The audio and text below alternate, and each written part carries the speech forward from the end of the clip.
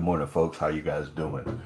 This is Jimmy again, and as you can probably tell, I'm a little bit under the weather.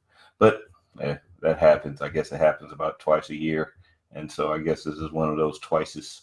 Eh, no big deal. Hey, last week I want to share something with you.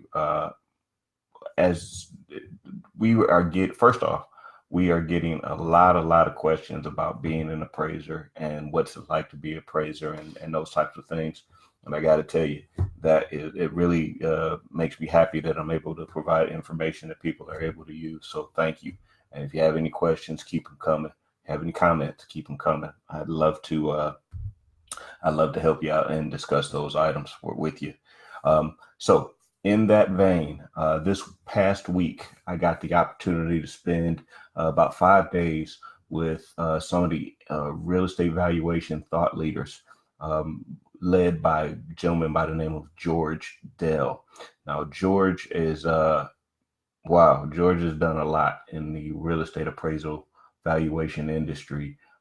Really, really, really, really smart guy.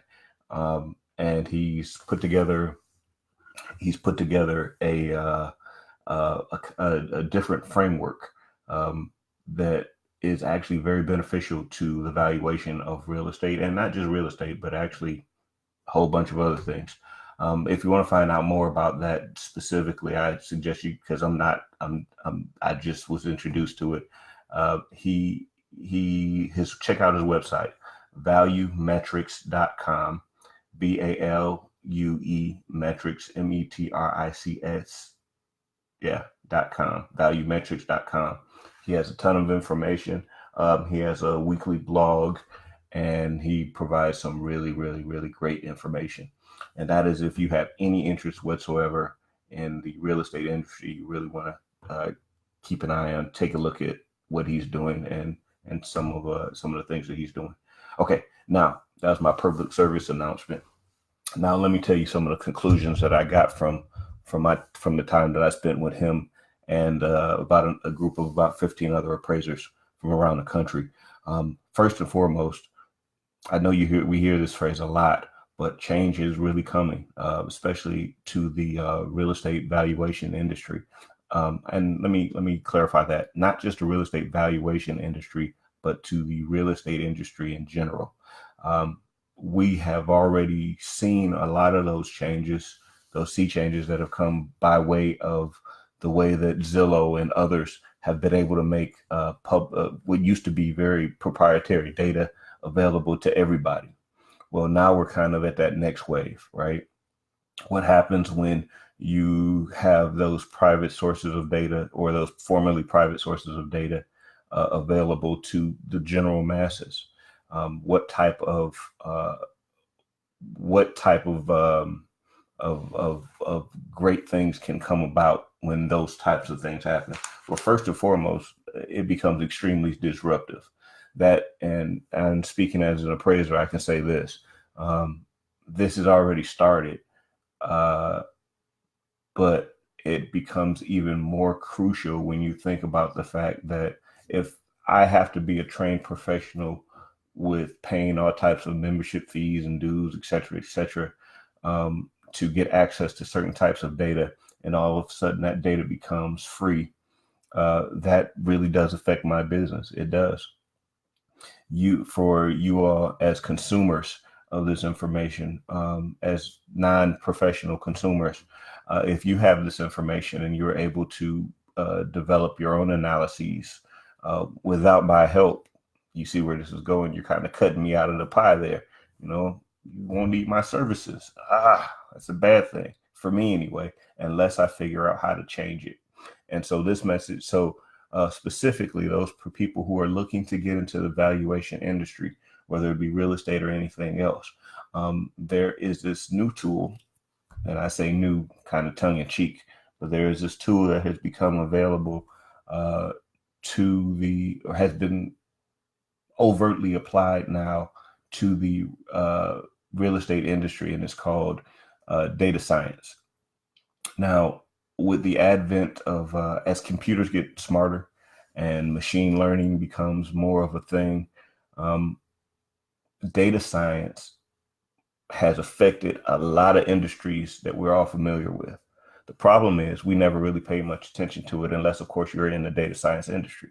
Well, guess what? Real estate is next up.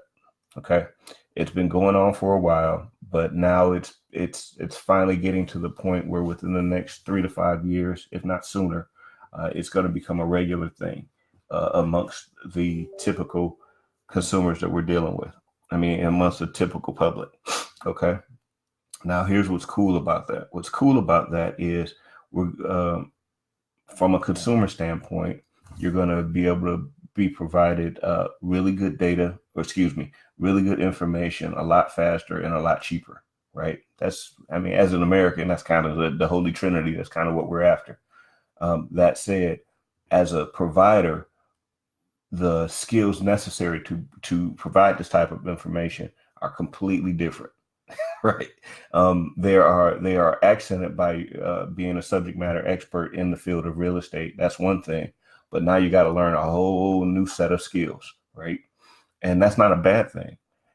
But it is. I mean, it is. It's not a bad thing. It's just it is what it is.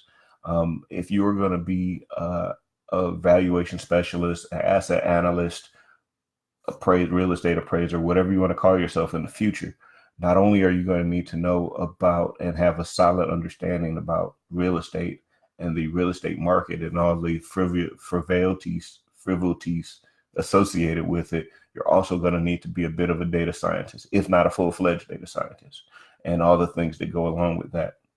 Because quite frankly, it's not even a matter of that's where it's going. That is where it is right now.